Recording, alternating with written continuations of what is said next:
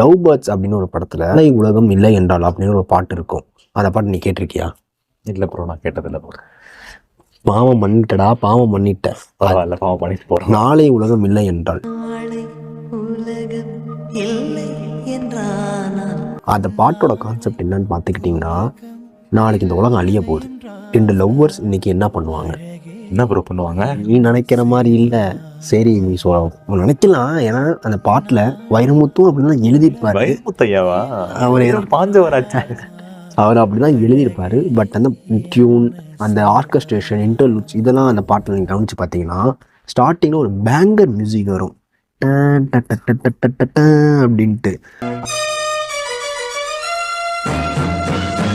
அந்த பாட்டுலாம் எங்கள் சின்ன வயசில் யாராச்சும் மரண அறிவிப்பு அப்படின்னு ஆட்டோவில் பேசிட்டு போவாங்களே, இந்த மியூசிக்கை போட்டு சொல்லுவாங்க. ரேடியோவில் வந்து மரண அறிவிப்பு, எமர்ஜென்சியோ இந்த மாதிரி போட்டு அந்த மியூசிக்கை போட்டுட்டே போவாங்க.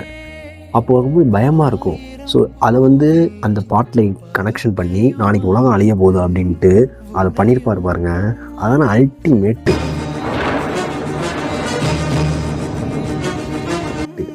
அதுவும் லிரிக்ஸ்லாம் இருக்கே, அதெல்லாம் வேற லெவலு. நாளை உலகம் இல்லை என்றால் அழகே நீ என்ன செய்வாய், ஒரு நூற்றாண்டு வாழ்ந்தியும் வாழ்க்கை ஒரு நாளில் வாழ்ந்து கொள்வேன். பயணம் தங்க விட்டாரு.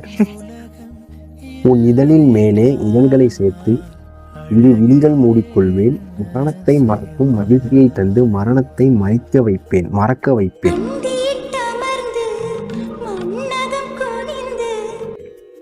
பாத்தியா? மரணத்தை மறக்கும் மகிழ்ச்சியை தந்து மரணத்தையே வெல்லுவாங்களா அவங்க.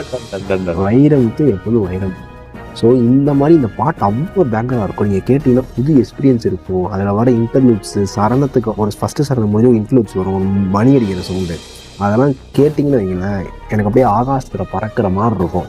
ஒரு மீம்லாம் வருமே, அந்த மாதிரி எனக்கு எமோஜஸ்லாம். ஸோ கண்டிப்பாக இந்த பாட்டை மறக்காமல் கேளுங்க. உங்கள் யூடியூப்பில் அவைலபிளாக இருக்குது. லவ் பேர்ட்ஸு பிரபுதேவும் ரொம்ப நடித்த படம்.